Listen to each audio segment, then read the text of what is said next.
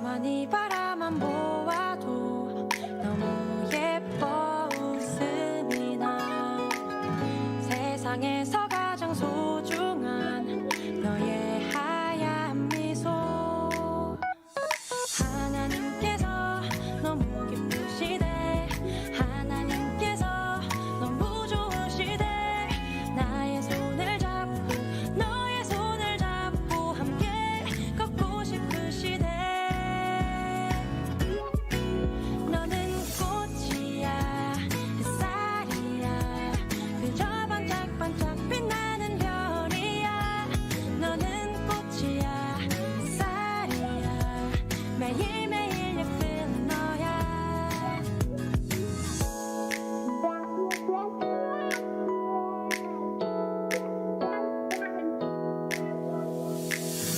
가만히 바라만 보아도 너무 예뻐 웃음이 나.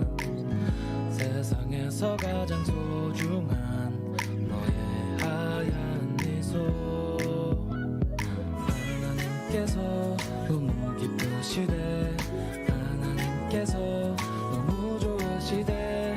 나의 손을 잡고 너의 손을 잡고 함께 걷고 싶으시대. 너는 꽃이야 햇살이야 그저 반짝반짝 빛나는 별이야. 너는 꽃이야 햇살이야 매일매일 예쁜 너야.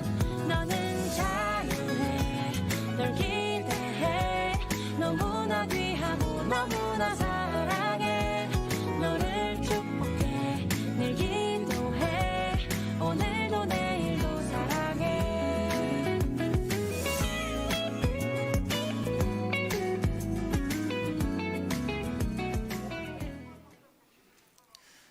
오늘은 거룩하고 복된 주님의 날입니다. 다 함께 자리에서 일어나셔서 영과 진리로 하나님께 예배드리겠습니다.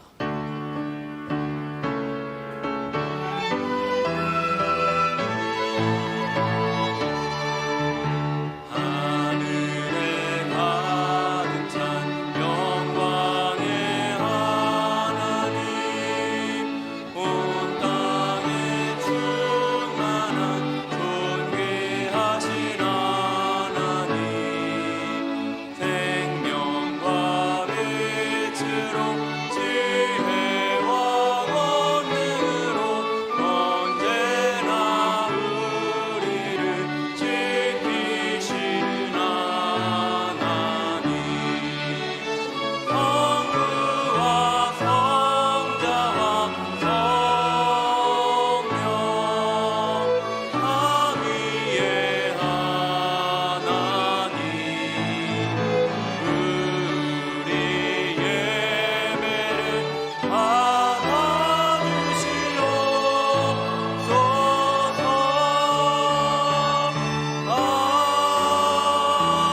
아멘.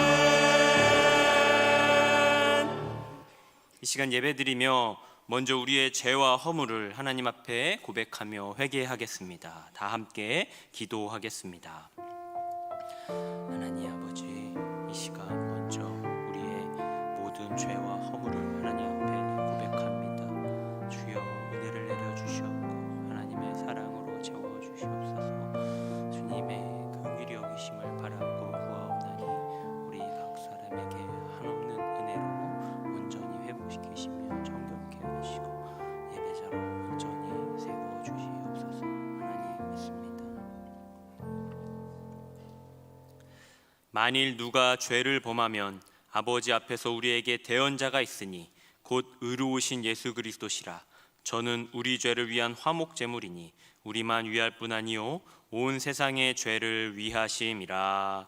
아멘. 나는 전능하신 아버지 하나님 천지의 창조주를 믿습니다.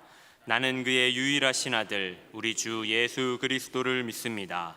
그는 성령으로 잉태되어 동정녀 마리아에게서 나시고 본디오 빌라도에게 고난을 받아 십자가에 못 박혀 죽으시고 장사된 지 사흘 만에 죽은 자 가운데서 다시 살아나셨으며 하늘에 오르시어 전능하신 아버지 하나님 우편에 앉아 계시다가 거기로부터 살아있는 자와 죽은 자를 심판하러 오십니다.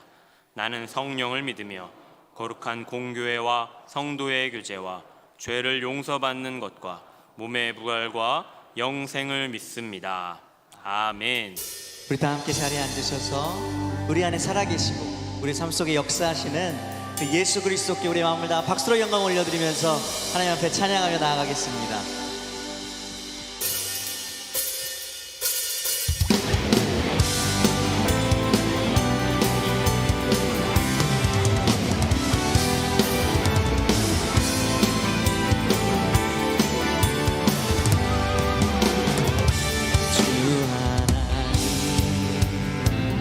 독생자 예수 나를 위하여 오시었네. 내 모든 죄 다 사시고 죽음에서 부활하신 나의 구세주 주 안에서 거듭난 생명 거우시는 주의 사랑 장님과 확신 가지고 예수님의 도우심을 믿으며 살리 살아계신 주님 살아계신 주 나의 참된 소망 걱정 끝이 전혀 없네. 사랑의 주네 갈 길 인도하니 내 모든 삶의 기쁨 늘 충만하네.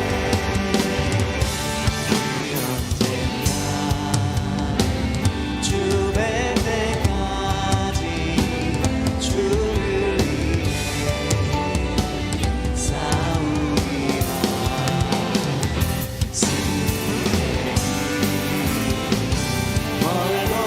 멀고맨 주님께서 아멘 나의 앞길 지켜주시리. 살아계신 주 나의 참된 소망 걱정 끝이 전혀 없네. 사랑의 주네 갈 길 인도하니 내 모든 삶의 기쁨 늘 충만하네. 살아계신 주 살아계신 주 나의 참된 소망 걱정 끝이 전혀 없네. 사랑의 주네 갈 길 인도하니 내 모든 삶의 기쁨 늘 충만하네. 우리 안에 살아서 역사하시는 주님께 박수로 다시 한번 영광 올려드리겠습니다.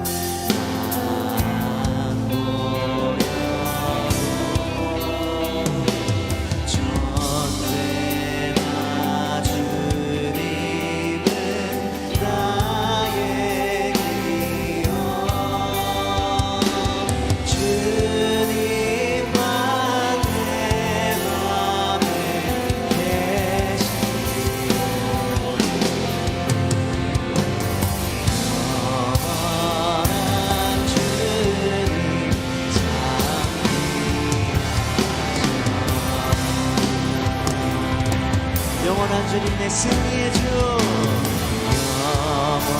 영원한 주 내 승리의 주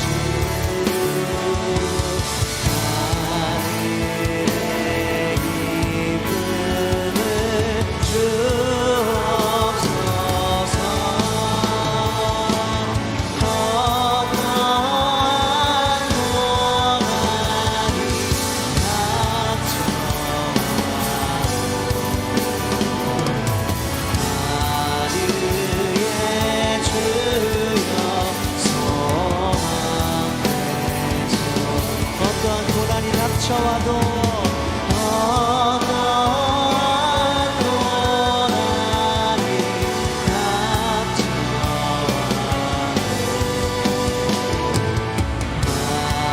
하늘의 주여 소망되소서 주님만이 우리의 소망이십니다.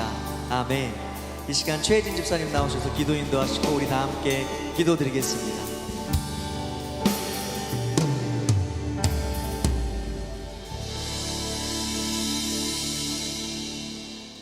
사랑의 하나님, 한 주간의 삶을 동행해 주시고 아름다운 주의 날을 허락하사 예배의 자리로 나아오게 하심을 감사드립니다.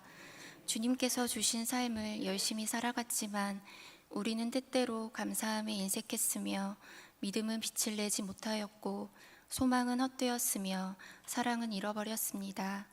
이 시간 주님 앞에 잠잠히 나아가오니 우리를 새롭게 하시어 하나님의 자녀로 온전한 예배자로 회복되게 하여 주옵소서. 다음 세대가 행복한 교회를 소망하며 나아가고 있습니다. 여름 성경학교와 수련회를 통해 예수님의 사랑을 알아가고 예수님처럼 사랑하며 그 사랑을 전하는 다음 세대가 세워지길 원합니다.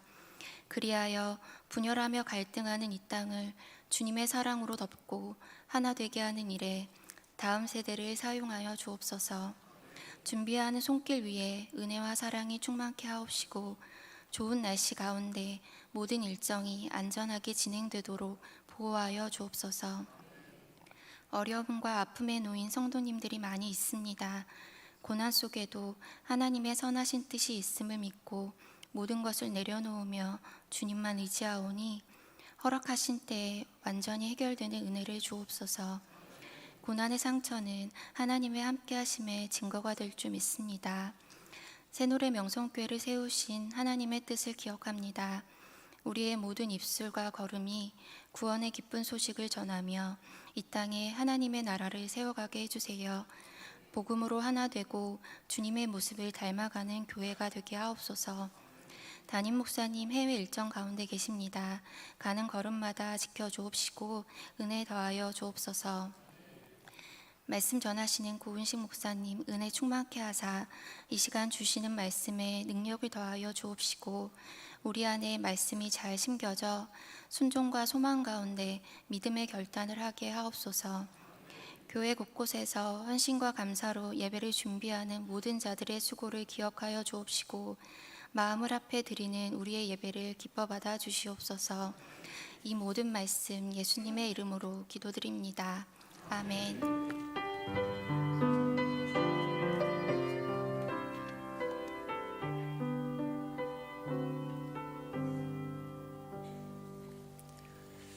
오늘 우리에게 주시는 하나님의 말씀은 베드로전서 3장 15절의 말씀입니다. 베드로전서 3장 15절에 하나님의 말씀을 받들어 봉독하겠습니다. 너희 마음에 그리스도를 주로 삼아 거룩하게 하고 너희 속에 있는 소망에 관한 이유를 묻는 자에게는 대답할 것을 항상 준비하되 온유와 두려움으로 하고. 아멘. 이 시간 주일 찬양대에서 찬양으로 하나님께 영광 올려 드리시겠습니다.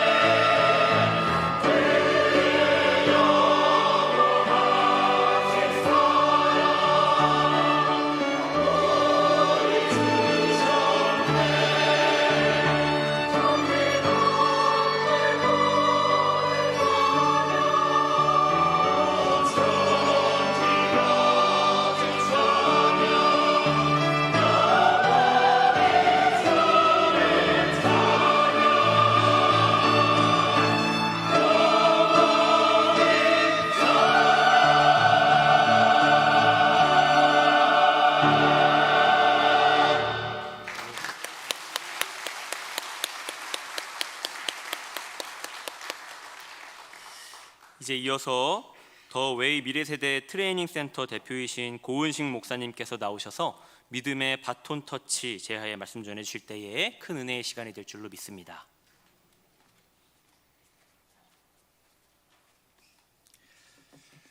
네, 여러분 반갑습니다.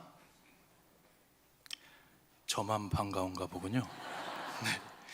여러분, 이 새노래 명성교회는 미래가 기대되는 교회입니까? 걱정되는 교회입니까? 기대가 되십니까? 성가대 분들만 기대가 되시는 것 같기도 하고, 어떻게 기대가 되십니까? 지금 한국 교회가 좀 뭐 어렵고 또 이제 다음 세대가 살아갈 시대에 믿음을 지키기가 쉽지 않은 세대처럼 보이는 것은 사실인데요. 그러나 우리가 복음을 소유하고 이 복음을 다음 세대에게 힘있게 전수하기만 한다면 이 교회는 과거의 영광보다 미래의 영광이 더 찬란할 것이라는 것이 복음의 속성인 것 같아요. 그래서 그런 의미에서 좀 옆에 계신 우리 성도님들의 상태를 좀 바라볼까요? 상태를 좀 체크해 보겠습니다. 어떻게 좀 복음을 소유하신 것 같습니까? 우리 인사하겠습니다. 성도님이 계셔서 우리 교회의 미래가 기대됩니다. 인사할게요.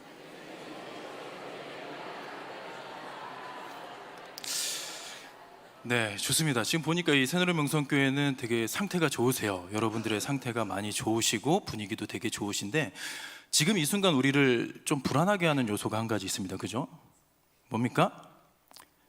앞에 나와 있는 강사의 비주얼이 살짝 우리를 좀 불안하게 하는 것 같죠. 여러분, 제가 그런 얘기가 있잖아요. 형만한 아우가 없다. 실은 제가 그게 증인인 사람인 거죠.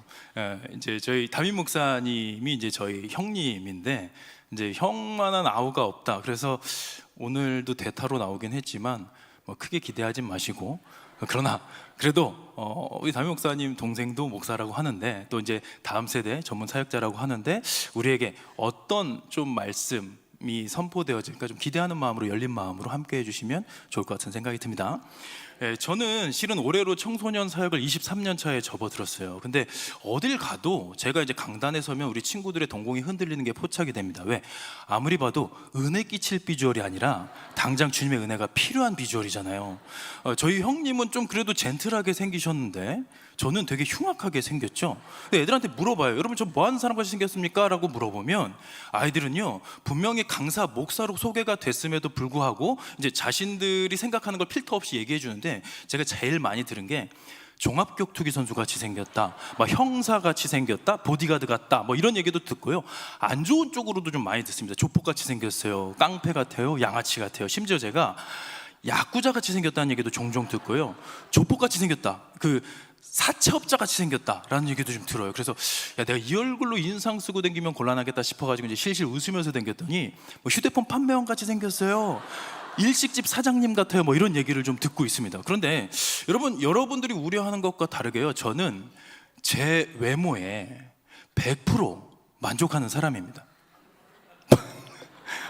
표정들이 어떻게 얼마나 큰 은혜를 받았으면 저 외모로 만족을 할까 싶으신데, 왜냐하면 전 제 외모가 달성할 수 있는 최고치를 이미 달성했기 때문에 그래요. 너무 비웃지 마십시오. 저는 제 기준으로요, 세상에서 가장 아리따운 여인과 결혼에 성공을 했습니다. 그 아내의 모습을 보여드리면요, 여기 약간 방청객 알바 하셔도 좋을 것 같은데, 여러분, 제 아내는 뭐 하는 사람 같이 생겼냐 물어보면 이제 많이 나오는 게 뭐 아나운서 같이 생겼다, 뭐 제일 많이 나오는 건 헤어 디자이너 같다라는 얘기 많이 듣는데요. 실은 제 아내도 목사이고요, 제 아내의 주 종목은 성교육이에요. 그래서 이제 관련 서적도 썼는데 그게 그 기독교 출판 연합회에서 최우수상도 받고 지금 이제 전문성을 인정받아서 지금 순회 사역자로 열심히 사역하고 있는 목사입니다. 그래서 부부가 이제 하나님을 사랑하고 다음 세대를 사랑하고 한국 교회를 사랑하는 부부가 이게 만나서 하나님이 또 놀라운 선물을 주셨는데, 그 선물을 한번 보여드리겠습니다. 너무 귀엽게 생겼죠. 누구 닮았습니까? 아빠 닮았어요? 엄마 닮았어요? 안타깝게도 아빠를 닮았어요. 헤어스타일마저도 아빠를 닮았는데, 이 아이가 실은 지금 실시간은 아니고 이게 한 8년 전, 9년 전 사진이고, 이 아이가 자라서 이렇게 됐습니다. 좀 비주얼이 약간 우려스럽게 아빠 닮았다 했다가 이제 약간 엄마의 비주얼이 이렇게 튀어나와서 좀 다행이다, 저도 그런 생각이 드는데, 여러분, 이 아들은요, 제 아들은 태어나자마자 아빠가 목사, 엄마도 목사, 큰아버지도 목사님, 할아버지도 목사님이에요. 게다가 이 아이는 믿음의 6대입니다. 저와 저희 형님, 우리 담임 목사님은요, 믿음의 5대, 믿음의 가문에서 자라났단 말이죠. 그 말은 뭡니까? 제 아들에게 대한민국 헌법이 보장하는 종교의 자유가 있다 없다? 있겠습니까? 어디 가서 얘가 친구한테 전도를 당해가지고 아빠 저 이번 주일부터 교회 말고요 이슬람 사원을 좀 다녀볼게요, 불교 사찰을 다녀볼게요. 그럼 제가 그래 가서 거기서 잘 듣고 주지스님 뭐라고 설명해 주는지 아빠한테도 알려줘 뭐 그러겠습니까? 아니죠. 이놈 새끼 따라와 해가지고 그때부터 더 힘들게 이 녀석이 제대로 된 신앙교육을 들어가게 되겠죠. 안타깝게도요, 제 아들은 종교의 자유가 박탈된 가문에서 태어난 거예요. 근데 감사하고 다행인 것은 뭡니까? 부모의 신앙이 진리 위에 서 있기 때문에 이 아이가 천국 갈 확률이 높아진 거죠. 그런데 그렇다고 해서요, 이 아이가 믿음의 6대라고 목사의 자녀라고 해서 천국행 티켓을 가지고 태어난 것은 아니라는 것을 우린 분명히 알아야죠. 이 아이가 천국 가기 위해서 뭡니까? 이 아이가 평생 하나님을 나의 주로 고백하고 나의 주인으로, 나의 생명의 주권자로 고백하면서 믿음, 자신의 신앙을 쌓아가야 되는 것 아니겠습니까? 그래서 저는요, 이 아이가 태어났을 때부터 지금까지도요, 어떤 기도를 놓치지 않냐면, 하나님 부디 제발 우리 아들 건이가 예수 잘 믿고 끝까지 믿음 지켜서 우리 온 가족이 천국에서 다시 만나는 믿음의 가정 되게 해주세요. 여러분, 제가 빼먹지 않고 이 기도를 합니다. 왜냐하면요, 제 아들이 살아갈 시대는요, 부모인 제가 살아온 시대보다 믿음을 지키기가 훨씬 더 힘들어지는 시대일 것이기 때문이죠. 저는 실은 한국교회 10년 후, 20년 후를 걱정하지 않습니다. 왜냐하면 10년 후에도 20년 후에도 저와 여러분이 이 교회에서 버티고 있을 때니까요. 그런데 누군가가 저에게 한국교회 50년 후 어떻게 될까요? 70년 후는 어떻게 될까요? 100년 후는 어떻게 될까요? 라고 물어본다면 실은 제가 조금 망설임이 생기는 게 사실이에요. 왜? 그때는 저와 여러분이 이미 천국에 입성한 후 아니겠습니까? 그때는 지금 이제 유치원 아이들, 지금 저 아래에서 열심히 뛰어놀고 있는 그 아이들이 이제 교회의 중역이 돼서, 기둥이 돼서, 어른이 돼서 든든하게 세워져 가야 할 텐데, 이 아이가 살아갈 시대, 우리가 알다시피 지금 인공지능 뭐 여러 가지 생각지도 않았던 그런 사회적인 문제들이 이제 도사리고 있을 텐데, 이 아이들이 과연 하나님을 향한 굳건한 믿음, 천국 소망을 마지막 때까지 버틸 수 있을까? 이걸 우리가 좀 고민해야 된다라는 생각이 듭니다. 여러분, 제가 흥미로운 질문을 하나 드릴 텐데요, 우리 아이들이요, 하나님, 예수님에 대해서 난 하나님은 잘 관심 없고 예수님은 잘 모르겠고 천국 부활 이런 건 믿어지지 않아요, 그래도 난 우리 새노래 명성교회가 좋아요 라는 고백을 할 수 있을까요, 없을까요? 있습니다. 얼마든지 있어요. 이 아이들이요, 우리 다음 세대가 교회를 좋아하는데, 그 교회를 좋아하는 데는요 꼭 하나님이 아니라도 여러 가지 요소가 있을 수 있단 말이죠. 그냥 일예로요, 이 아이들의 입장에서 보면, 여러분, 우리는 매년마다 원치 않는 이별을 하게 됩니다. 유치원 때 단짝 친구가요 초등학교 올라가고, 초등학교 단짝 친구가요 학년이 올라가고, 졸업해서 중학교로 올라가고 고등학교 올라가면서 내가 가장 친하게 지냈던 친구들이랑 우리는 원치 않는 이별을 매해마다 하고 있단 말이죠. 그런데 교회는 어떻습니까? 유치원 때 단짝 친구가, 저 친구가 교회에 머물러 있고 내가 교회를 떠나지 않으면요, 초등학교, 중학교, 고등학교, 대학교 가서도, 성인이 돼서도 어쩌면 죽을 때까지 우리의 우정, 우리의 추억을 지속할 수 있는, 어쩌면 대한민국의 유일한 공동체, 그 어떤 동호회가, 그 어떤 동문회가 매주마다 이렇게 모일 당위성을 가지고 친교를 이어가겠습니까? 그러니까 아이들 입장에서는요, 친구, 우정, 추억만으로도 교회를 좋아할 수 있다는 거예요. 우리 자녀들은요, 태어나자마자 자기가 원치 않았는데, 선택하지 않았는데 교회에서 이렇게 하다 보니까, 어쩌다 보니까 젖어들어서 기독교 문화에 대해서 반감도 없어요. 좋은 마음이 있어요. 아우, 좋아, 좋은 얘기지. 그런데 문제는 하나님에 대한 인격적인 만남이 없이도 얼마든지, 천국에 대한 소망이 없이도 얼마든지 교회를 좋아할 수 있다라는데, 이것에 대해서 성경 말씀은 뭐라고 경고를 하느냐? 다만 우리가 바라는 것이 다만 이 세상의 삶뿐이면 모든 사람 가운데 우리가 더욱 불쌍한 자이래. 사도 바울이 경고하고 있는 거예요. 우리가 교회를 좋아하는데, 우리가 신앙생활을 하는데, 천국, 영원한 생명에 대한 붙듦이 없이요, 그 소망함이 없이, 그 확신이 없이 교회에서 누릴 수 있는 거예요. 여러분, 우리가 살다 보면요, 이 교회가 얼마나 든든한 공동체입니까? 천국 소망과 상관없이도 교회 공동체가 우리에게 주는 유익들이 많습니다. 그죠? 나이가 들어가면서 우리는 뭐 경조사가 생기면, 슬픈 일을 당하면 성도들이 우러러 몰려가서 같이 울면서 슬픔을 반감시키고요, 기쁜 일을 당하면 우르르 몰려가서 같이 웃으며 내일처럼 기뻐해 주면서 우리의 기쁨을 배가시키잖아요. 더불어 살면서 얼마나 든든합니까? 그런데 우리가 바라는 것이 다만 이 세상에서의 삶이 다라면, 모든 사람 가운데, 그러니까 안 믿는 사람 포함해서 전 세계 인류 중에서 가장 불쌍한 존재가 교회를 다녔으나 예수를 제대로 믿지 못하여 천국 소망을 소유하지 못한 자들, 그들이 가장 불쌍한 존재다라고 이야기를 하고 있는 것이죠. 그래서 우리가 다음 세대에게 새겨야 될 것은 뭐냐면, 예수 믿는다고, 교회 다닌다고 해서 이 땅에서 누릴 수 있는 거 많이 있겠죠. 그런데 약속된 것이 무엇이냐 하는 거예요. 약속된 것은요, 교회 다닌다고, 예수 잘 믿는다고 해서 이 땅에서 갑자기 머리가 좋아지고 공부를 잘하게 되고 좋은 대학을 가게 되고 뭐 승승장구하고 성공하고 부유하게 되고 건강해서 장수하게 되는 거 아니죠.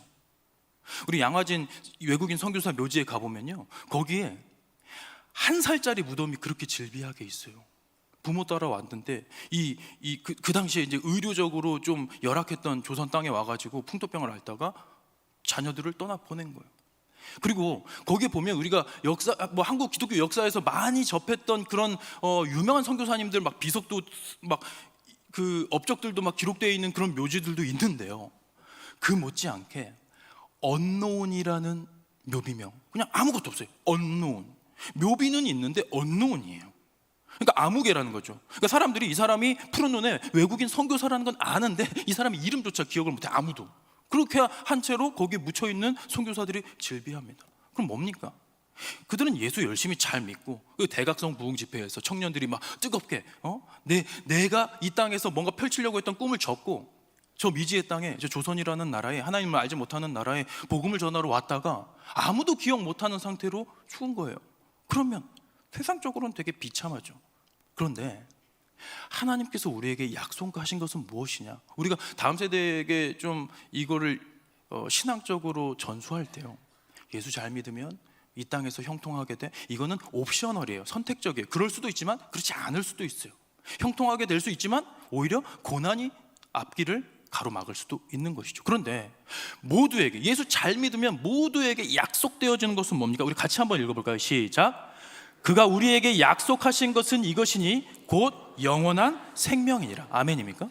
이 영원한 생명, 이 땅에서의 마지막 날이 저 천국에서의 첫째 날이라는 이 놀라운 확신. 세상 사람들은 죽음을 두려워하지만 우리 크리스천들은 죽음을 두려워하지 않죠. 물론 죽음 자체 뭐 아플 수도 있고 좀 고통스러울 수도 있고 그게 막연하게 두려울 수 있겠지만, 죽음이란 존재 자체를 우리 크리스천들은 두려워할 수 없는 존재가 된 거죠. 왜? 이 땅에서 눈을 감는 순간 우리는 천국에서 영원한 생명이 시작되는 것인데요.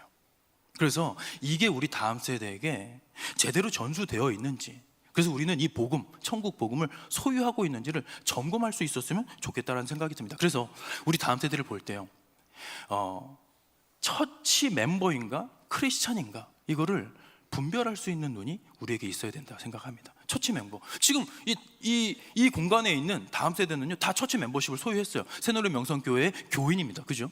이 처치 멤버십을 소유하는 건 어렵지 않아요. 예수님께서 십자가상에서 휘장을 찢으시면서 우리 모두에게 열려지게 되었죠. 그런데 이 크리스찬으로 거듭나는 거, 그래서 천국 소망, 천국 백성이 되는 것은 결코 쉽지 않은 일이죠.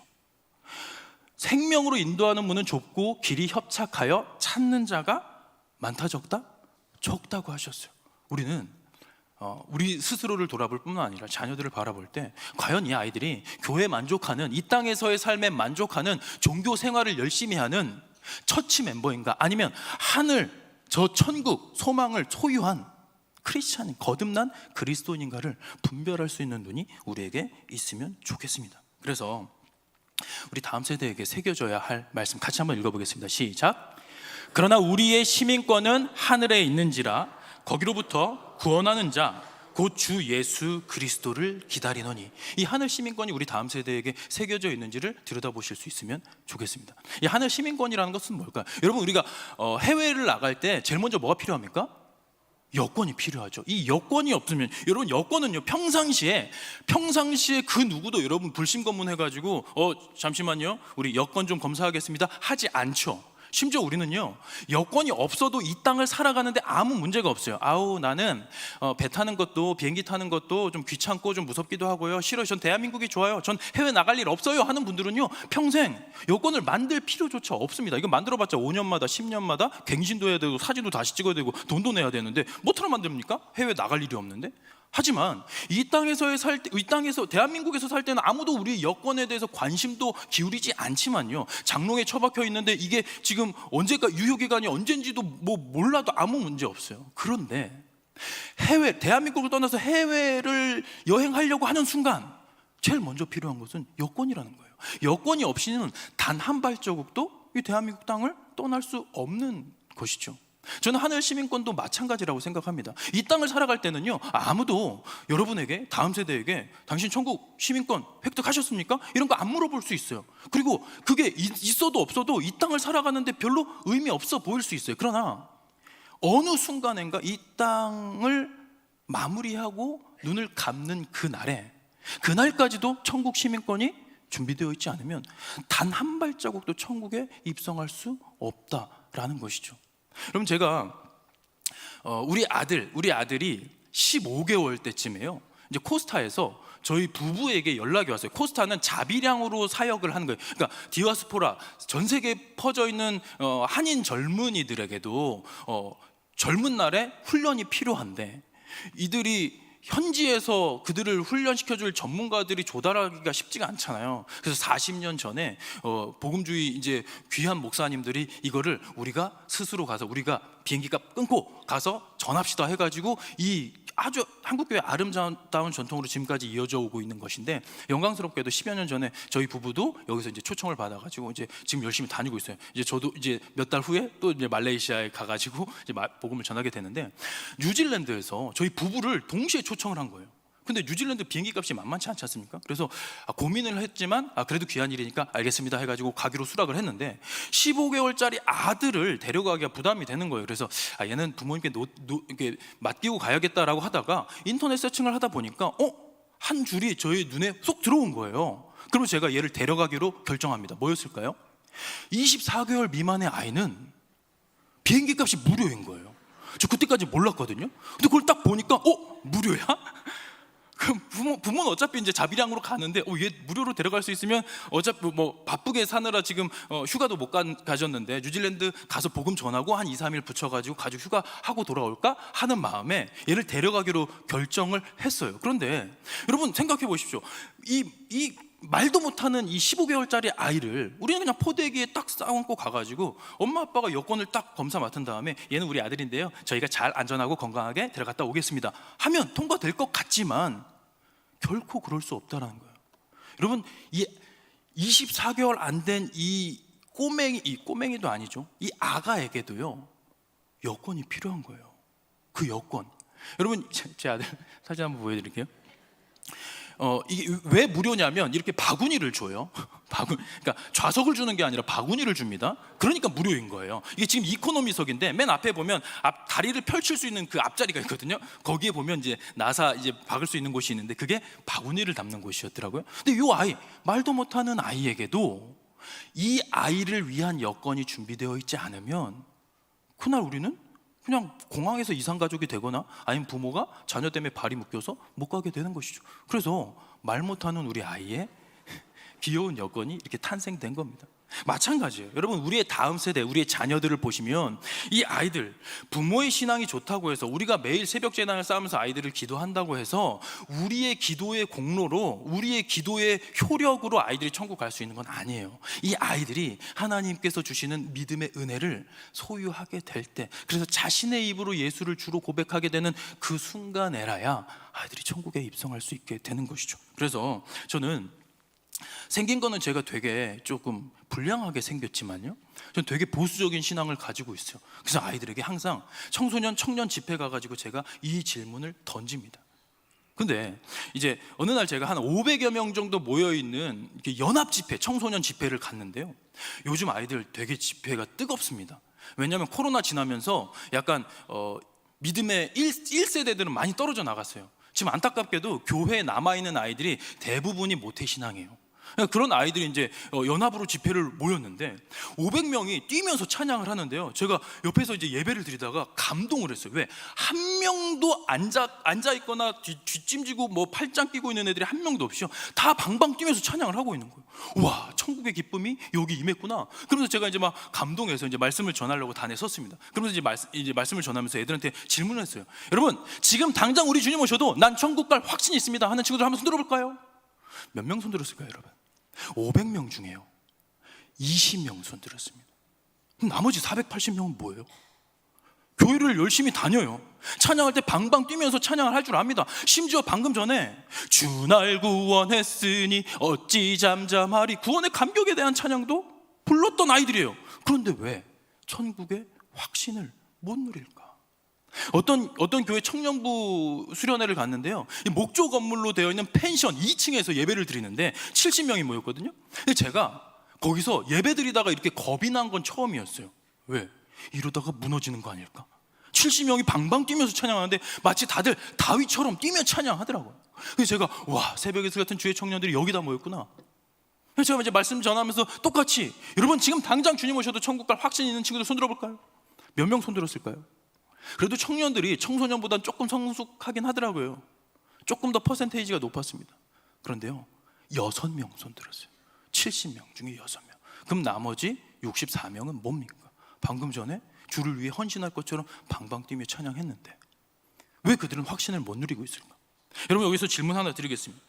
찬양할 때 방방 뛰면 천국 입성 가능합니까? 그럴 수도 있지만 그렇지 않을 수도 있죠.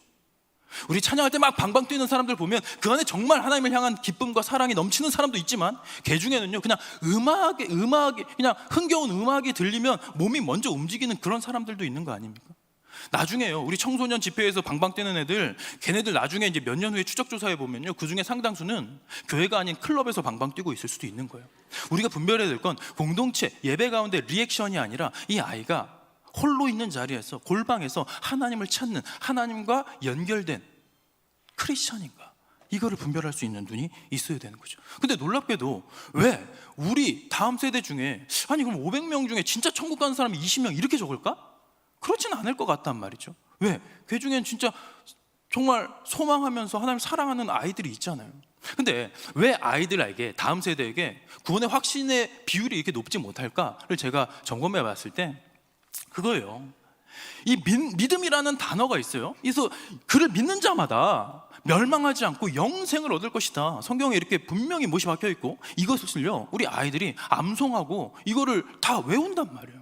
그런데도 왜 확신이 없느냐? 이유는 간단합니다. 아이들이요, 구원에 이르는 믿음이 추상적이잖아요. 이 믿음을 스스로 돌아볼 때 구원에 이르는 믿음을 크기로 가늠하려는 경향이 있기 때문에 그래요. 아이들은요, 구원에 이르는 큰 믿음이 있고, 믿음은 믿음인데 아직은 작고 연약하고 부족한, 훈련이 덜 된 부족한 작은 믿음이 있다라고 생각하는 거예요. 이 작은 믿음으로는 아직 천국 못 간다 생각하는 거죠. 그러니까 이 믿음의 어간, 내가 믿음이 있긴 한데 아직은 좀 작고 부족하고 연약해요. 그러니까 아직은 천국 가기는 조금 애매할 수 있어요. 이렇게 생각을 하게 되는 거예요.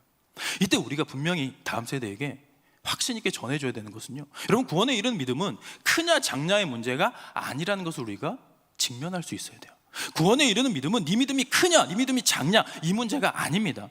겨자씨만한 작은 믿음이 있다 해도 이 산을 들어 저리로 옮기라 하면 그대로 될 것이다. 우리 주님께서 말씀하셨는데 그 이유는 뭡니까? 네 믿음이 작아도 그 안에 생명의 씨앗이 있으면, 제대로 된 생명의 씨앗이 그 안에 있으면 그 믿음 인정하겠다라는 거예요. 그럼 뭡니까? 네 믿음이 크냐 작냐는요, 믿음을 어디 위에 올려두는 거예요? 나의 어떠함, 나의 열심, 나의 감정 위에 올려두는 거예요. 그러니까 내 감정이 좋을 때는 천국 갈 것 같은데, 막 수련회, 막 부흥회, 막 새벽기도 막 이렇게 할 땐 내가 막 회개기도 하고 막 그랬을 때는 내가 뭔가 뜨거워진 것 같은데, 그러고 나서 요즘은 내가 좀 약간 영적인 그 훈련을 좀 게을리했지 해가지고 이게 좀 내려갔을 때 누가 물어보면 제가 믿음이 있긴 한데요, 요즘 제 영적인 상태가 메롱이라 지금 상태로 천국 가기는 좀 어려울 것 같아요 라고 생각하게 되는 것이죠. 여러분, 우리가 분명히 알아야 될 것은요, 성경은 우리에게 믿음, 구원에 이르는 믿음의 크기를 논하지 않습니다. 구원에 이르는 믿음은요, 큰 믿음 중요하죠. 성숙한 믿음 중요합니다. 그 얘기가 아니라 구원에 이르는 조건으로서의 믿음은 뭐냐?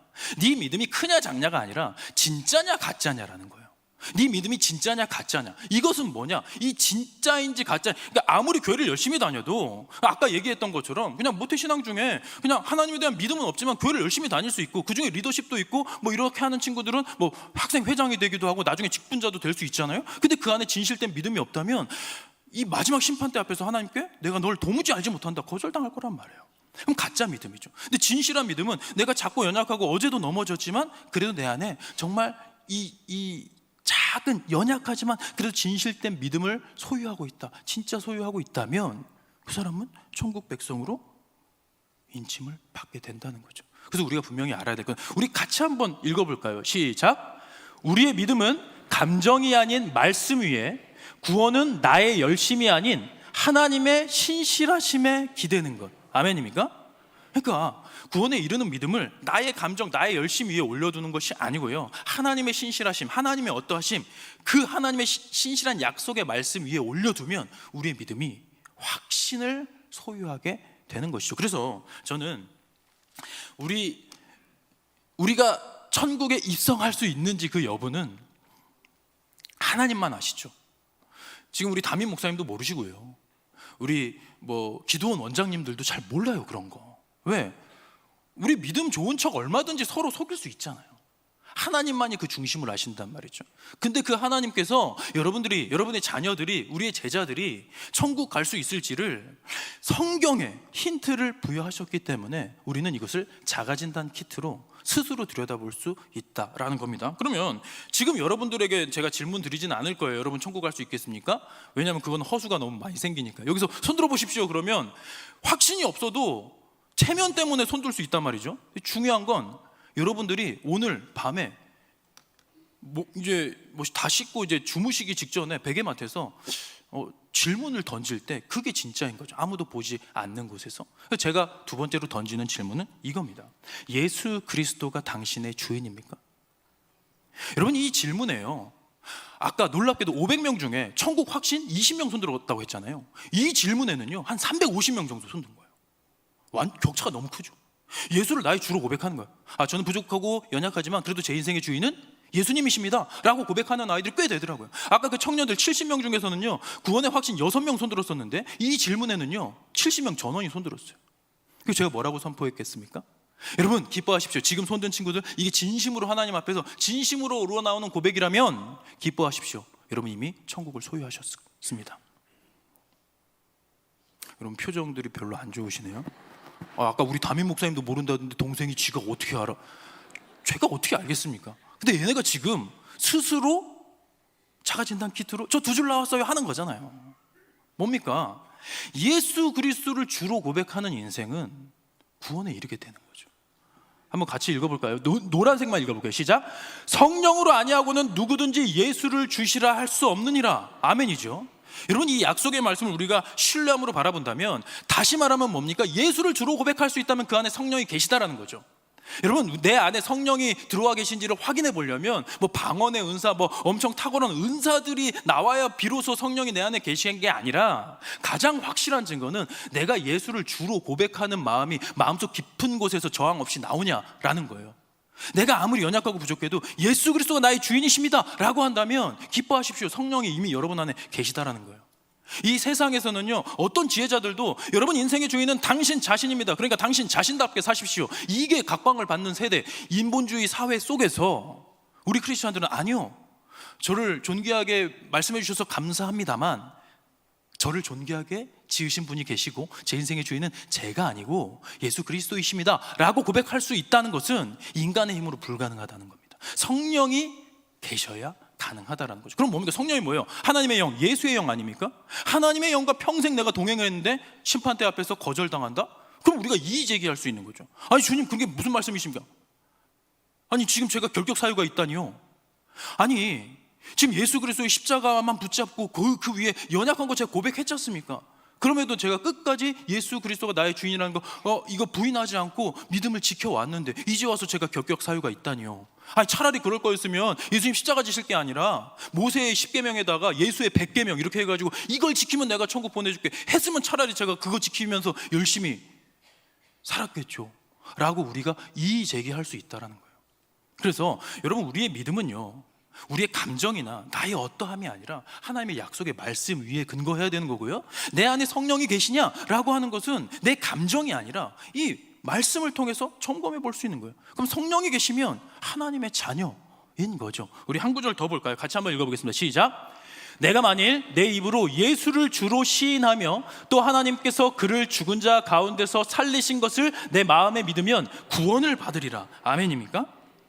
아멘이죠. 그래서 이 말씀을 우리가 소유하고 있다면 우리는 천국 시민권을 이미 보장받았다라는 거. 저는 그래서 우리가 말씀 위에 확신을 두는 인생이 되었으면 좋겠습니다. 이 땅에서의 마지막 날이 저 천국에서 첫째 날이라는 확신을 갖고 있으면 우리가 세상에서 얼마나 더 구별되게 매력적으로 다른 모습으로 살아갈 수 있겠습니까?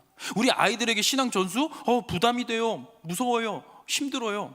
아니 이 복음의 핵심만 아이들 가슴에 새겨준다면요, 아이들이 나중에 우리가 떠나고 없다 할지라도요, 뭐 칼이 들어오고 비난과 조롱이 우리에게 다가온다 하더라도 이 영원한 생명을 소유하게 되면 스스로 그걸 걷어찰 일이 없는 것이죠. 그래서 우리가 예수를 주로 시인하는 이 고백을 통해서 내가 천국에 입성할 수 있게 되는 것이구나. 근데 여기까지 얘기하면 또 근데 다른 말씀도 있던데 성경에 이런 말씀이죠. 나더러 주여 주여 하는 자마다 아버지께로 천국에 올 것이 아니다, 이 말씀. 그래서 성경은요, 맥락을 잘 살펴야 되는데 이 맥락은요, 그 바로 앞에 거짓 선지자들에 대한 경고의 말씀이에요. 무슨 말이냐면 나더러 주여 주여 하는 자들, 여기서 말하는 주여 주여는 진심으로 우러나오는 예수 그리스도의 주되심을 인정하는 게 아니라 말로는 그렇게 하는데 속으로는 사람들 등쳐먹을 생각하고 있는 이 사기꾼들, 거짓 선지자들에 대한 경고의 말씀이고요, 예수를 내가 주인으로 고백하며 살아가는 자들에게는 하나님께서 천국 시민권을 허락하셨다라는 것입니다. 그래서 오늘 본문 말씀이요, 너희 마음에 그리스도를 주로 삼으라고 되어 있어요. 여러분, 그리스도를 주로 삼는다는 것은요, 이제부터 우리가 결단하는 것이죠. 나의 기준, 나의 행동의 기준이 내가 아니라, 세상이 아니라 예수 그리스도가 되신다라는 것입니다. 그래서 저는 우리가 예수 그리스도를 주로 삼는 것이 무엇이냐, 이거에 대한 고민을 좀 해가면서요, 예수 그리스도가 내 인생의 주인이라는 것을 인정한 사람답게 어떻게 해요? 거룩하게, 구별되게 살아가는 여러분들이 되길 축복합니다. 여러분, 여기서 나오는 거룩하다는 말은 뭐예요? 구별되었다라는 뜻이죠. 거룩하다라는 것은 세상과 구별되었다라는 겁니다. 뭐 온유하고 겸손하고 뭐 사랑이 넘치고 뭐 이런 어떠한 좀 성품적인 특성을 얘기하는 게 아니고요, 기준에 관한 얘기예요.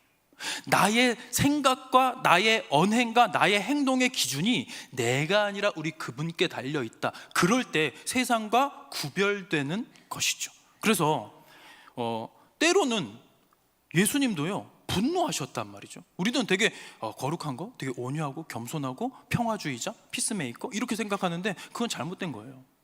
하나님 편에 서서 때로는 세상에 분노할 줄도 알아야 되는 것이죠. 그게 거룩함 아니겠습니까? 그래서 거룩함은 어떤 특정한 행동이 아니라는 걸 기억하시면 좋겠습니다. 그래서 여러분, 거룩함에 대해서 제가 예를 하나 들어드리고 싶은데요, 앞에 나와 있는 목사가 되게 불량하게 생겼지 않습니까? 그죠?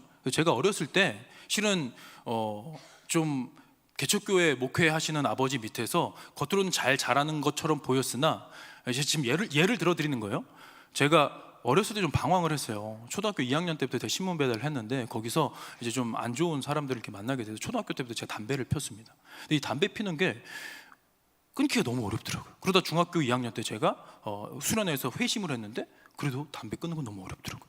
고등학교에 올라가서 고등학교 2학년 때 제가 하나님을 인격적으로 만나고 하나님께 내 삶을 드리기로 결단했는데도 담배 끊는 건 어려웠어요. 그래서 몰래 피다가, 신학교에 가서도 몰래 피다가 이 목사 한 수 받으려고 하는데 이건 좀 아니다 싶어가지고 제가 하나님 막 울면서 기도해서, 하나님 담배 끊는 거 너무 힘듭니다, 좀 어떻게 좀 해주세요 라고 했더니 하나님께서 저에게 자유함을 주셨어요. 은식아, 네가 담배 피는 게 너와 내 사이를 갈라놓을 수 없어. 그러셔서 실은 저 아직도 담배 안 끊었어요. 저 지금 흡연하는 목사입니다 라고 얘기를 하면서 제가 주머니에서 담배를 꺼내서 한 대 펴도 될까요? 역시 담배는 주일 설교 때 피는 게 제맛이지. 이러고 있으면 여러분 어떠실 것 같아요? 지금 표정들이 보니까 눈이 땡그레지셨어요. 야 진짜 형만한 아우가 없다더니 쟤는 완전 패급이네 뭐 이러면서 오늘 설교자 잘못 세워졌는데. 여러분 제가 해명하고 계속 진행을 할게요. 제가 분명히 아까 뭐라고 그랬죠? 예를 들어드린다 그랬죠? 여러분 지금 충격요법 예화에 당하신 겁니다. 술 담배는 하지 않고요. 특히 담배는 담배 피는 사람이 가까이 오는 거를 제가 싫어할 정도로, 왜? 제 몸은 소중하니까요. 여러분 이게 진짜 팩트고요. 제가 실제로 책에도 써놨어요.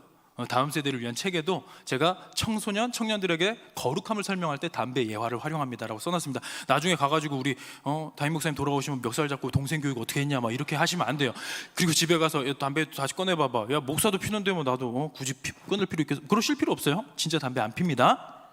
근데 왜 제가 이 말씀을 드렸냐면요, 여러분 지금 말씀을 잘 듣고 계시다가 제가 담배 핀다는 얘기를 듣고 눈이 땡그레지셨고 가슴이 철렁 내려앉으셨죠. 그 이유가 뭐예요? 여러분 오늘날에 대한민국에서 40대 중후반의 아저씨가 담배를 피는 게 여러분을 깜짝 놀라게 할 사건입니까? 아니잖아요. 저랑 똑같이 생긴, 저랑 비슷하게 생긴 아저씨가 길거리에서 담배 핀다고 여러분들이 가슴이 철렁 내려앉을까요? 그렇지 않죠. 근데 지금 여러분들은 왜 설교를 듣다가 가슴이 철렁 내려앉으셨습니까? 그 이유는 단 하나예요. 덕이 안 되니까.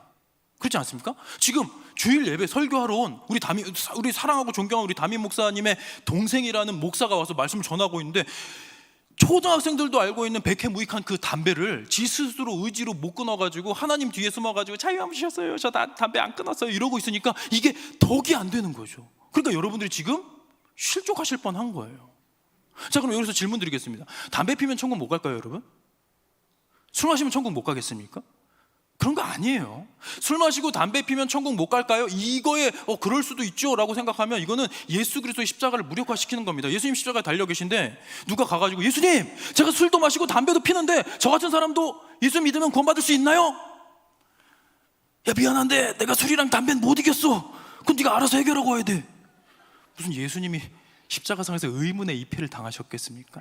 그럴 일은 없어요. 우리요 이 땅에서 실은 자유함 누릴 수 있어요. 그냥 술 마시고 담배 필 수 있다라는 거예요. 천국 가는데 아무 문제 없습니다. 근데 문제는 뭡니까? 지금과 같은 상황이 생길 수 있다는 거예요. 덕이 안 되니까 여러분들이 마음이 불편해지고 가슴이 철렁 내려앉을 수 있다라는 것이죠. 여러분 지금 3분 전에 여러분들이 저를 보다 가슴이 철렁 내려앉았던 놀란 토끼눈이 되셨던 그 시선으로요, 우리 다음 세대가, 우리 세상 친구들이 여러분들을 바라보고 있다는 걸 기억하셨으면 좋겠습니다. 우리가요 내가 크리스찬이다 라고 할 때 여러분 이건 율법적인 설교를 하는 게 아니에요. 어떤 행위가 중요하다라고 하는 게 아닙니다. 그런데 우리의 삶의 가치관 그 중심에 예수 그리스도의 주되심이 있다면 우리는 세상 사람들과 다르게 살아가야 되는 것이죠. 우리 보시면 이같이 너희가 형제에게 죄를 지어 그 약한 양심을 상하게 하는 것이 곧 그리스도에게 죄를 짓는 것이니라. 아멘입니까? 너무 두려운 말씀이에요. 그래서 저는 여러분 요즘에 우리가 막 기독교가 막 개독교라는 욕을 먹고 막 사람들이 막 비웃고 조롱하고 그러는데 그 이유가 뭘까 돌아보면 우리가 복음을 살아내지 못해서, 우리가 예수 그리스도가 주인된 인생답게 살지 못해서 덕이 안 돼서 기대함으로 바라봤던 사람들이 등 돌리고 떠나가는구나 라는 것을 좀 기억하셨으면 좋겠어요. 우리 다음 세대가 이제 전도하려고 그러면요 친구들이 막 비웃고 조롱할 거예요. 야 너 교회를 다니냐? 야 거기 너 지금 가스라이팅 당하고 있는 거야 임마 라고 얘기할 때 아이들이 당당히 서서 야 네가 제대로 된 교회를 못 봐서 그렇지 우리 교회 와서 아무나 한 명 딱 찍고 그 사람 추적해가지고 미행해서 어떤 삶을 사는지 한번 봐봐. 아마 일주일만 쫓아다니면 너도 감동해가지고 교회로 돌아올 걸 할 만큼 우리 모두가 예수 그리스도가 주된, 그래서 거룩한 구별된 삶을 살아갈 수 있었으면 좋겠습니다. 그래서 너희 마음에 그리스도를 주로 삼아서 거룩하게 하면 어떤 일이 벌어진다? 우리가 구별되게 살아가면요 너희 속에 있는 소망에 관한 이유를 묻는 자들이 생긴다라는 거예요.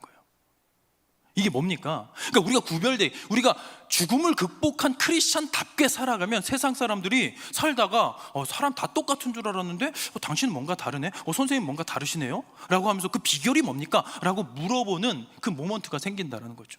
아무도 그런 거를 관심 안 갖는다면 우리가 복음을 살아내고 있지 못하구나 라는 반성을 하면서 우리가 먼저 우리 삶을 성결하게 갖고 갈 수 있으면 좋겠습니다. 그래서 당신 그 비결이 뭡니까? 뭔가 다른 것 같아요. 당신도 힘든 상황에서 더 어려운 사람들을 위해서 흔쾌히 당신이 있는 거 콩 한 조각이라도 나눠 먹으려고 하는 그 마음, 그러면서 이 죽음이 드리워져 있는, 어둠이 들어워져 있는 세상 속에서 항상 빛나는 그 비결이 뭔가요? 라고 물어볼 때 대답할 것을 항상 준비하되. 여기 나와 있는 대답할 것이요, 이제 헬라어 원어로는 아폴로기아라는 단어인데요, 이게 변증이거든요.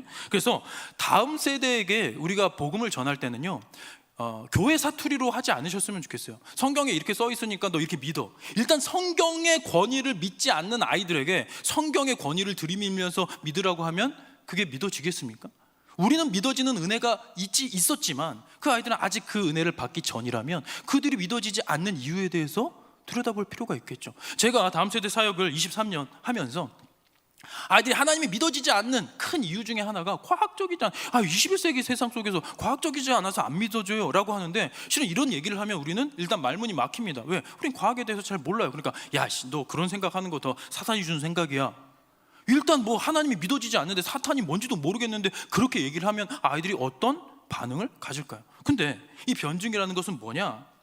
아이들의 세계관에서부터 그들의 언어로 시작해서 복음을 전하는 것이죠.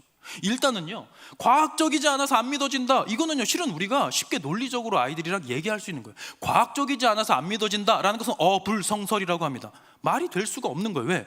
우리가 믿는 신은요 물리적인 존재가 아니잖아요. 물리 세계에 상정되어 있는 게 아니에요. 물리 세계가 아니라 영적인 세계에 계신 존재를 우리가 믿고 있는데, 물리 세계를 들여다보고 연구하고 증명하는 학문인 과학으로 닿을 수 없다고 해서 신이 믿어지지 않아요? 야, 그럼 말이 안 되는 거지. 세계관에서 점검해 볼 필요가 있는 것입니다. 과학은 그래서 우리가 실제로 실험 가능하고 이렇게 실험을 통해 얻어진 자연계에 대한 지식들을 얘기해요. 그러면 과학, 애들한테 이렇게 얘기할 수 있는 거죠.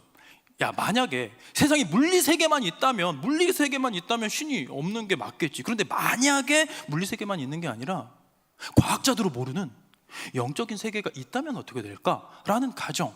그러면서 우리가 신을, 하나님을요, 우리가 과학으로 증명할 수는 없지만 힌트, 그림자를 소개해 볼 수는 있겠죠. 혹시 신이 있을 만한, 지금 믿어지지 않는 아이들과 대화하는 법을 얘기하는 겁니다. 그랬을 때 아이들에게 쉽게 얘기할 수 있는 건 기적이에요. 기적. 기적은 뭡니까? 인간이 증명할 수 있는 자연 과학 법칙에 의해서 설명될 수 없는 사건을 말하는 것이죠. 그러니까 기적은 뭐냐? 물리 세계, 자연 법칙을 초월한 어떠한 에너지, 어떠한 존재, 어떠한 힘에 대한 이야기가 바로 기적이겠죠. 그럼 기적이 있다. 여러분, 애들한테요, 저는 미션 스쿨에 가서 설교를 많이 하거든요. 그러면 얘네들이요, 신이 없다라고 믿는 아이들 되게 많아요. 근데 그 아이들에게 신이 없다라고 생각하는 사람 손 들어보자 하면 대부분의 아이들이 손 드는데, 기적이 있다고 생각하는 친구들 한번 손 들어볼까 하면 또 대부분의 아이들이 손을 들어요. 애들은 기적은 있다고 생각하는 거예요. 신은 없다고 생각하는 거예요. 이게 신은 세계관의 충돌인 겁니다. 왜? 기적이 있다면 물리 세계를 뛰어넘는 무엇인가가 어떤 존재, 어떤 세계, 어떤 영역이 있을 수 있다라는 얘기인데, 과학자들은 뭐라고 기적을 표현하는 줄 아십니까? 뇌의 착각이라고 해요. 과학자들은 물리적으로 설명할 수 없기 때문에 사람들이 말하는 기적을 뇌가 착각을 일으킨 것이다 라고 하는데, 실은 뇌가 착각을 일으킨 것이라고 하기에는 우리가 정말 여러 가지 우리가 체험할 수 있는 기적들이 많이 있죠. 실은 제가 여기에 증인으로 와 있는데요. 한번 플레이 되겠습니까? 많았고 이제 좀 제가 경험한 기적을 하고 싶은 마음에 한번 들어보시죠. 열심히 하고 그런 상황이었는데, 고등학교 2학년 때 좀 제가 죽을 뻔한 사건이 좀 있었어요.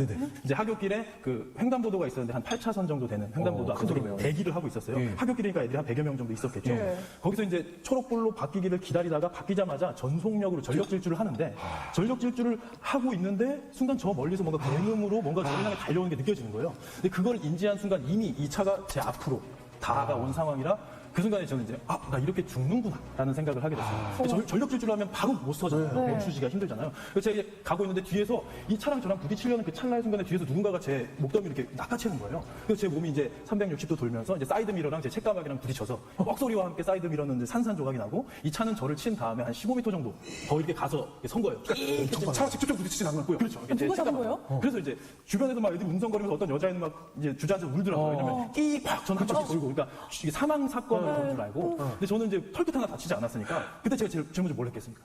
누가 구해줬는지. 그렇죠. 누가 구해줬을까 해서 뒤로 돌아봤는데 제일 가까운 친구가 한 5m 뒤에 있었어요. 제 뒤에. 그 순간에 제가 누가 나를 구해줬나 했는데 주위에 보니까 아무도 없잖아요. 그 순간에 제가 이제 하늘을 바라보면서 주님 감사합니다. 이런 고백을 하게 된 거죠.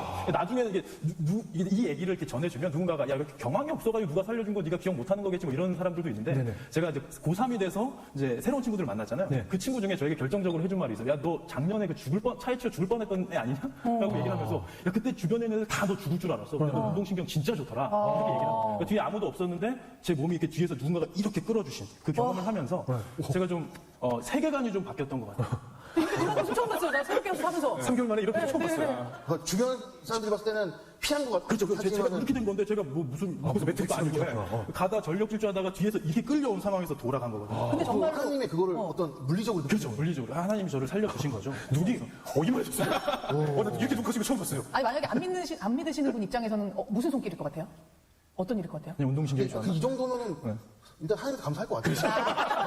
그래서 제가 그때까지만 해도 뭐 세상적인 꿈이 있었는데 그 순간에 제가 깨닫게 된 게 뭐냐면 내가 젊고 건강해도 하나님이 부르시면 나는 당장이라도 이 세상을 떠날 수밖에 없는 존재구나라는 생각에 하나님이 이렇게 선물로 주신 새 인생이라는 생각이 들었어요. 그러면서 이 하나님께서 선물로 주신 인생 하나님을 위해서 써야겠다 이 생각이 들어서 이제 네, 그래서 이거를 이제 챗GPT한테 그려달라고 했더니 학생이 너무 잘생기게 그려서 좀 민망하긴 합니다만 혹시 좀 들리긴 했나요?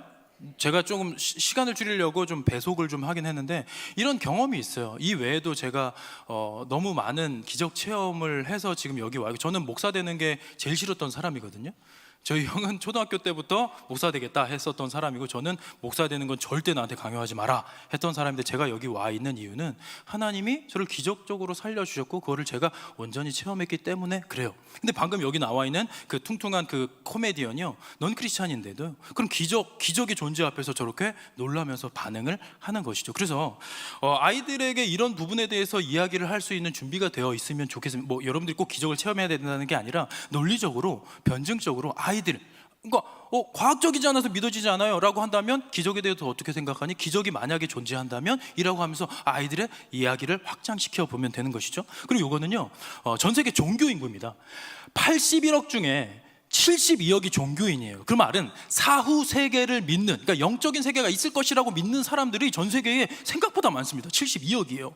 그러면 그 중에 이제 단일 종교는 가장 큰 게 기독교 26억이고요. 비종교인이 9억인데 그 중에 불가지론자는 나는 종교는 없는데 신이 있는지 없는지 저 모르겠습니다 하는 사람들이고요. 저는 신이 없다고 믿습니다라고 하는 친구들은 전 세계에 1억 4,500만 명인데 이게 재작년과 작년 1년 사이에 전체적으로 다 인구도 늘어나고 다 늘어났는데 무신론자만 오히려 줄어들었다는 이런 통계가 있습니다. 그래서 우리가 아이들이랑 대화할 때 실은 저는 이 차트만 보여줘도 애들이 되게 불안해합니다. 왜?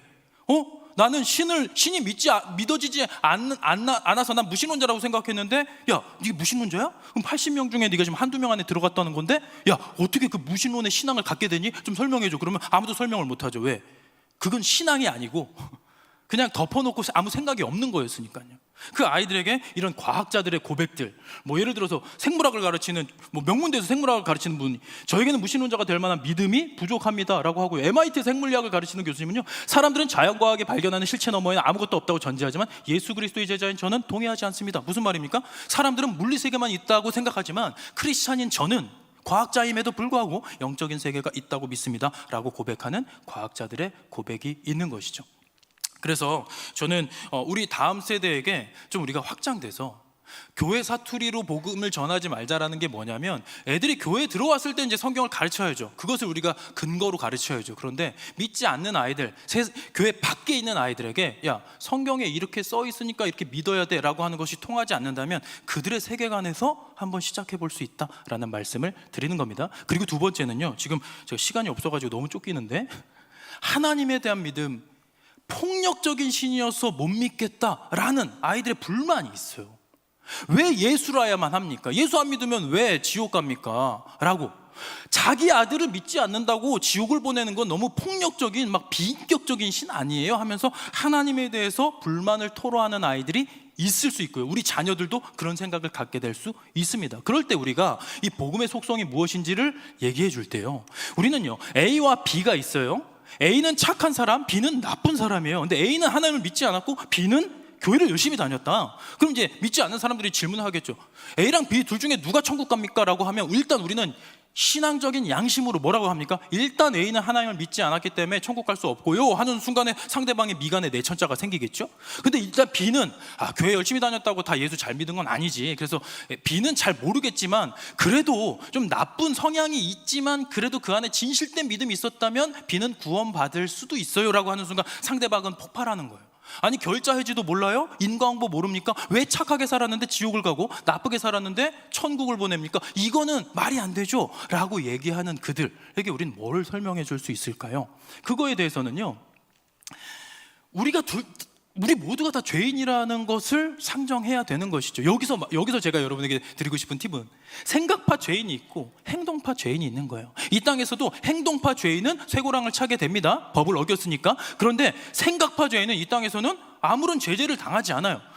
머릿속으로 죄를 지은 사람, 그렇잖아요. 여러분, 이 기준으로 따지면 생각한 것을 죄로 규정을 한다면 죄송하고 부끄럽지만 저는 희대의 연쇄 살인마일 수 있습니다. 전 속으로 사람 많이 죽여봤어요. 표정들이 저만 쓰레기입니까?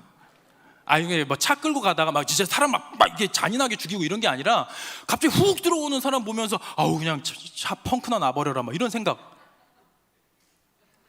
저만 하는 거군요.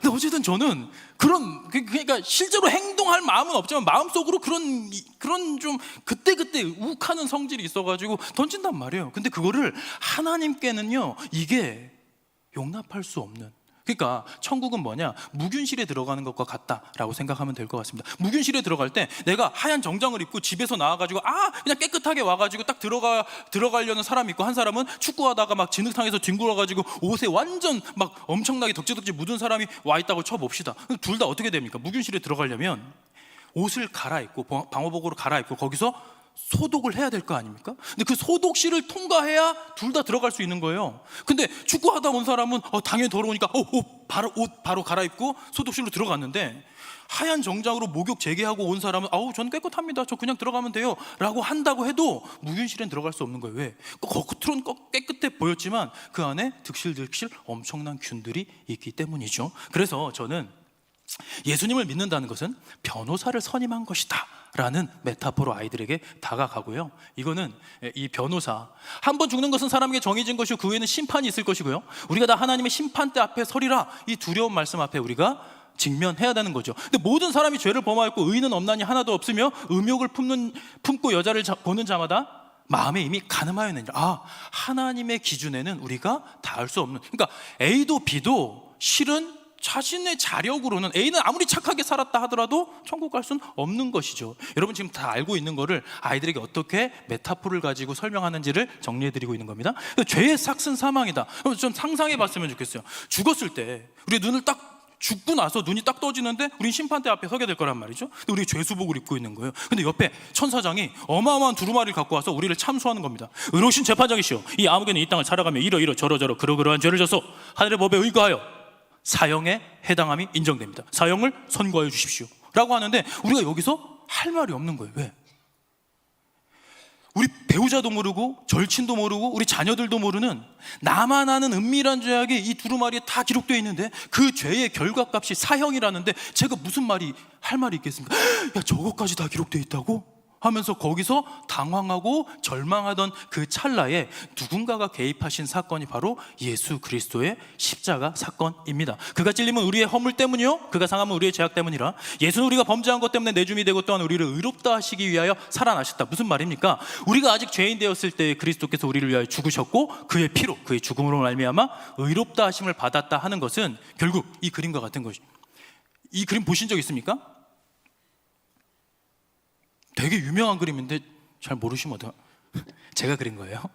제가 다음 세대를 위한 책을 썼는데 이게 이제 국민일보에서 올해의 도서로 선정도 됐어요. 근데 이렇게 다음 세대를 사랑한, 다음 세대가 행복한 교회에서 아무도 모르시면 어떡합니까? 좀 책도 좀, 애들 맛있는 것만 사주지 마시고 이게 영의 양식도 좀 먹여주시면 좋겠습니다. 다시 돌아와서요, 우리가 벌벌 떨고 거기서 사형 선고 앞에서 벌벌 떨고 있는데 갑자기 짠 하고 예수님께서 나타나시는 거예요. 그러면서 거기서 뭐라고 하시냐, 우리를 변호해 주시는 겁니다. 의로우신 재판장이시여, 방금 천사장의 말처럼 이 암개는 이러이러 저러저러한 죄를 져서 하늘의 법에 의거하여 사형에 해당함이 인정됩니다. 그러나 이 아무개가 연약한 중에라도 이 땅을 살아가며 여호와 하나님을 아버지로 고백하고 나 예수를 주로 고백했사오니 2000년 전에 제가 이 아무개를 위하여 십자가에서 제 생명을 드린 사건, 즉 사형 선고가 집행된 사건이 인정됩니다. 그러므로 일사부재리 원칙에 의거하여 무죄를 선고하여 주십시오 라고 예수님이 법으로 선포하실 거라는 거예요. 감정적으로 우리를 어떻게 변호하실 것이 아니라 법으로 선포한다는 거죠. 뭡니까? 사형 선고가 이미 거행되었다라는 것. 일사부재리 원칙. 일사부재리 원칙이 뭡니까? 이중처벌금지법이 한 번 지은 죄에 대해서 죄의 대가를 지불하면 더 이상 그 죄를 물을 수 없는 것이죠. 이게 로마법에서부터 있었고요. 대한민국 헌법 13조 1항에 있는 것입니다. 이걸 이제 제 밑에서 이제 뭐 애니메이터가 있는데 이걸 이렇게 또 그려봤습니다. 이거를 제가 아이들에게 뭐 자극적으로 하려고 지어낸 얘기는 아니고요. 성경 말씀이 있죠. 우리 노란색 글씨 한번 읽어볼까요? 시작. 누가 죄를 짓더라도 아버지 앞에서 변호해 주시는 분이 우리에게 계시는데 곧 의로우신 예수 그리스도이십니다. 아멘입니까? 그래서 제가 시간 너무 많이 뺏었다고 이제 빨리 마무리해달라고. 죄송합니다. 제가 조금 열정이 좀 가해가지고 그랬는데 여러분들이 너무 좋아서 이렇게 준비 안 했던 말도 나와가지고 또 시간이 좀 그랬던 것 같아요. 다음 주에 저희 형한테 너무 뭐라고 하시면 안 됩니다. 네, 그래서 저는 실은 이 복음을 아이들에게 아이들의 눈높이로 이렇게 전하는 일을 많이 해요. 그래서 이렇게 채플에 가게 되면 이 복음을 전할 때 실은 복음은 복음 자체로 능력이 있습니다. 그래서 항상 목사님 저 이제 교회 한번 다녀볼래요? 이런 고백들이 들려져 와요. 그래서 한 번도 교회 안 다녀봤니? 네, 한 번도 다녀본 적 없어요. 복음은요 지금도 믿지 않는 아이들을 교회로 자발적으로 옮겨오게 하는 능력이 있습니다. 한 학교에서는요, 제가 남자 중학교인데요, 남자 중학교 채플 90% 이상이 믿지 않는 아이들에게 복음을 전하는 거 쉽지 않은 일이겠죠? 근데 여기서 4경회 동안 이틀간 50분씩 100분 저에게 기회를 준 거예요. 그래서 말씀을 이렇게 이제 풀어서 아이들 눈높이에 이렇게 맞게 전했더니요, 아이들이 어떻게 됐냐면 그 주일날 제 페북에 달린 댓글이요, 땡땡중 아이들이 13명이 새 친구가 왔다는 거예요. 그 교회에.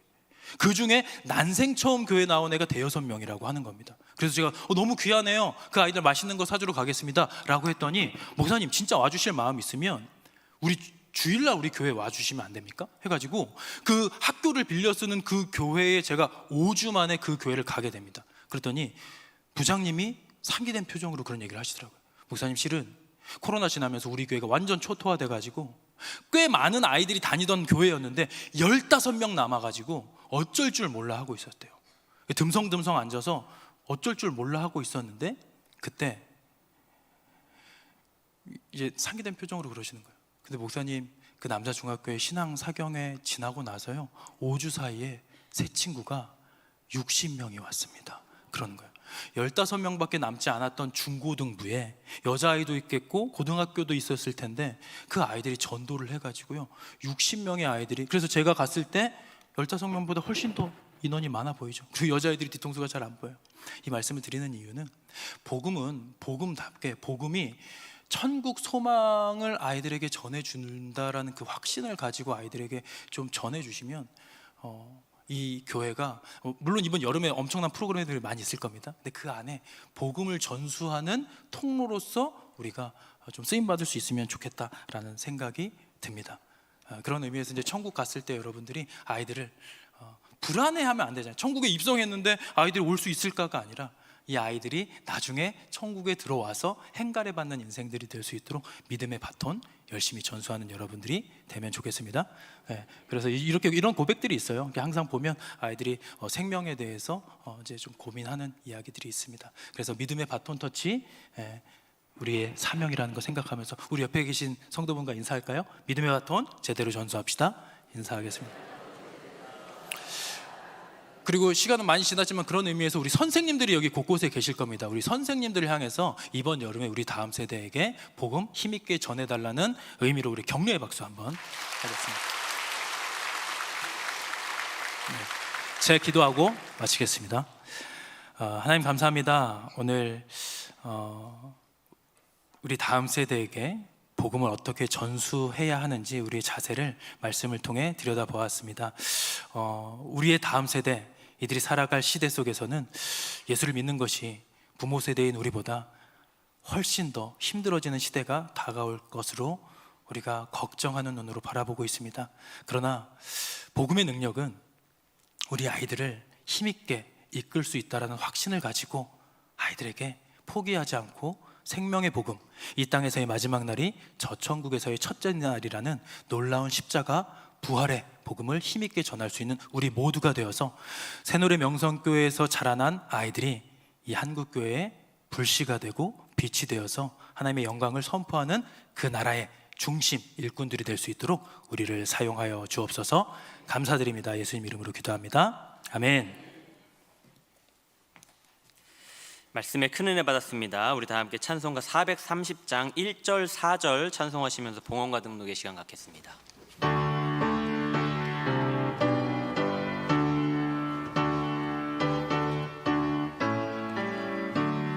주와 같이 길 가는 것 즐거운 일 아닌가. 우리 주님 걸어가신 발자취를 밟겠네. 한 걸음 한 걸음 주 예수와 함께 날마다 우리 걸어가. 4절입니다. 옛 선지자에도 같이 우리들도 천국에 들려 올라갈 때까지 주와 같이 걷겠네. 한 걸음 한 걸음 주 예수와 함께 날마다 우리 걸어가리. 하나님 아버지, 우리의 찬양과 경배를 받으시니 감사드립니다. 우리 새노래 명성교회가 믿음의 바톤 터치를 잘 이루는 귀하고 복된 교회 되게 하여 주시옵소서. 주님이 빛나시는 교회로 선교와 교육의 사명 잘 감당케 하여 주시옵소서. 특별히 우리 교회 가운데 세우신 담임 목사님 해외 일정 중에 계십니다. 모든 길에 안전을 지켜주시고 하나님의 은혜를 넘치도록 부어 주시옵소서. 오늘도 예배를 위하여서 수고하신 많은 분들이 계십니다. 기도해 주신 집사님과 찬양대, 찬양팀, 예배위원들을 주님 기쁘게 받아주시고 그 밖에도 교회 곳곳에서 여러 모양으로 섬기는 모든 이들을 주님 받아주시옵소서. 예물 올려드립니다. 드린 손길마다 기억하여 주시며 우리 모두를 기쁘게 받아주시옵소서. 교회 안에 경제적으로 어려워하고 또 질병과 사고로 고통 중에 계신 성도님들을 주여 불쌍히 여겨 주시옵고 하나님의 은혜와 사랑으로 함께 하시며 회복시켜 주시옵소서. 예배에 나온 모든 성도님들 한 분 한 분 주님 붙드사 새 힘 얻고 돌아가게 하시며 돌아오는 한 주도 승리하는 삶 살아가시도록 성령님께서 충만케 역사하시며 동행하여 주시옵소서. 모든 것 주님께 맡겨드리오며 예수님의 이름으로 기도드립니다. 아멘. 모두 자리에 앉으시겠습니다. 안녕하세요. 7월 소식을 전해드릴 조윤아입니다. 무더운 여름, 우리 마음을 시원하게 만들 교회 소식들을 모아 뉴송 스트림 시작합니다.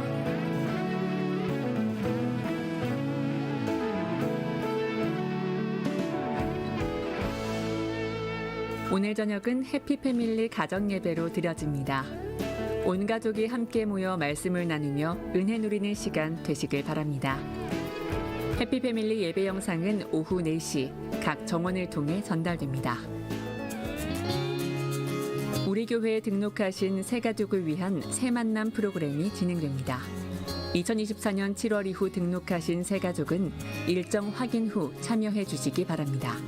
우리 교회를 깊이 알아가며 예수님 안에서 한 가족이 되는 은혜의 시간 될 수 있도록 기도 바랍니다.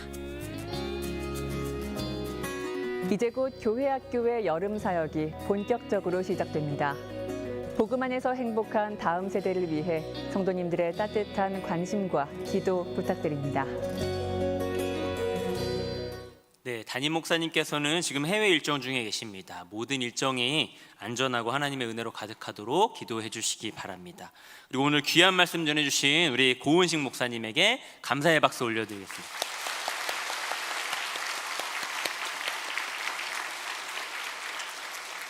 네, 나머지 광고는 주보를 참고해 주시길 바라고요. 모임 안내 드립니다. 오늘 아브라함 남선교회 원래가 오전 11시에 믿음일실에서 있습니다.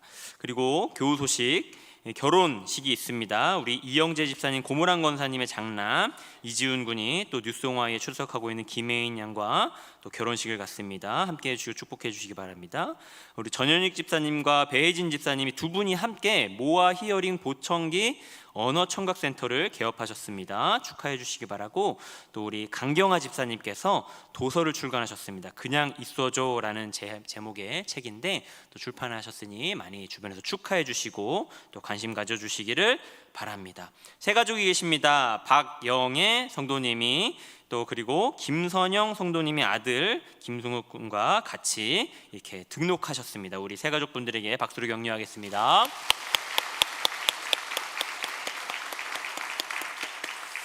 네, 우리 다 같이 자리에서 일어나시겠습니다. 우리 다 같이 옆에 분들과 인사하시겠습니다. 믿음의 바톤 터치를 하십시다. 믿음의 바톤 터치를 합시다. 우리 다 같이 찬양하시겠습니다. 살아계신 주 나의 잠든 소망 걱정 근심 전혀 없네.